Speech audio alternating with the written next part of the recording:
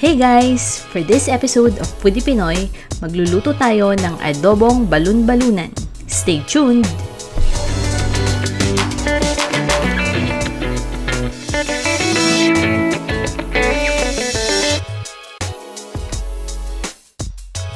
Mag-chop tayo ng 5 cloves of garlic.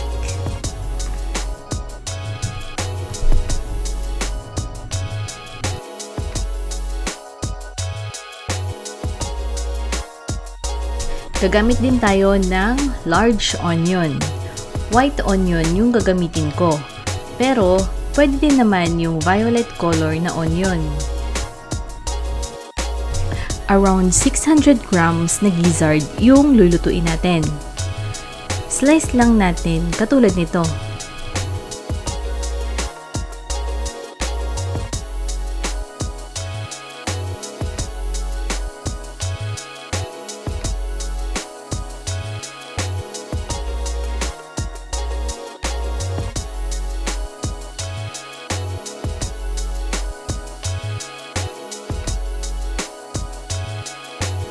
First, mag-boil tayo ng water with 1 teaspoon of salt.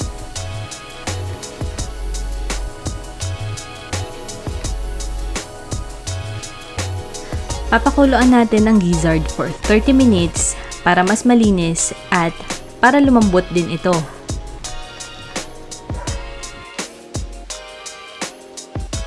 Mabilis mag-overflow yung scum kaya make sure na nakabantay ka habang pinapakuluan yung gizzard.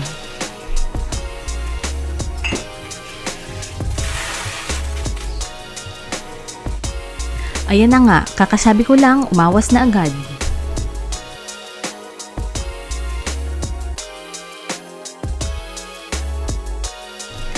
Tanggalin din natin yung scum na nag-form sa surface.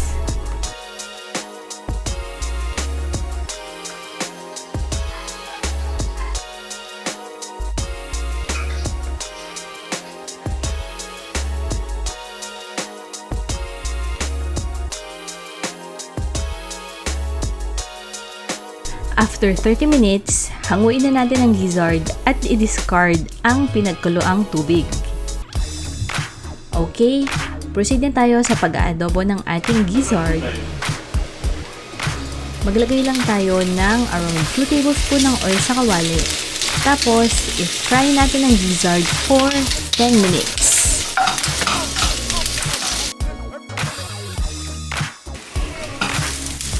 As you can see, medyo nag-brown na ang edges ng ating gizzard.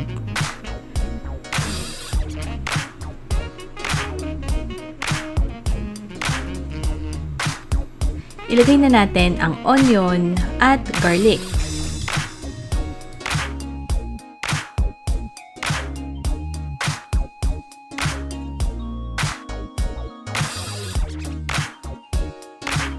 So, habang iniintay natin itong maluto, don't forget to subscribe to our channel at manood na iba pa naming videos.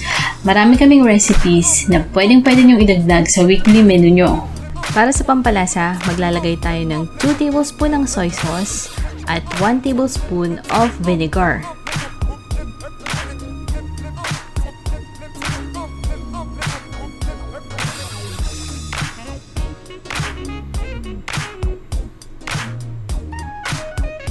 Lagyan din natin ng 1 tablespoon of oyster sauce. Siyempre, pinch of pepper at 1 teaspoon of brown sugar.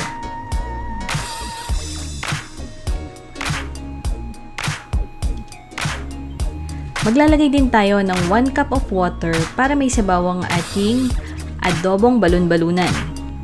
Takluban lang natin ito at i-simmer in low heat for 10 minutes. After 10 minutes, maglalagay tayo ng cornstarch na dinisolve sa tubig para pampalambot ng sauce. Ginawa ko to para mas kumapit yung sauce sa gizzard.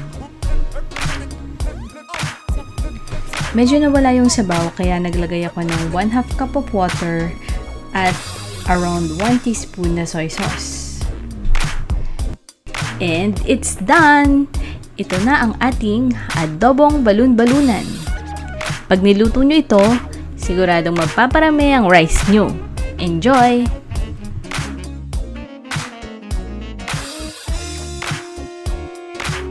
Hey mga ka-foodie! Nagustuhan nyo ba ang recipe na ito? Let us know in the comment section below. Hit like if you enjoy this video. And don't forget to subscribe to our channel and hit the notification bell para updated kayo sa mga latest release namin. Until next time, this is Foodie Pinoy saying goodbye and it's a wrap!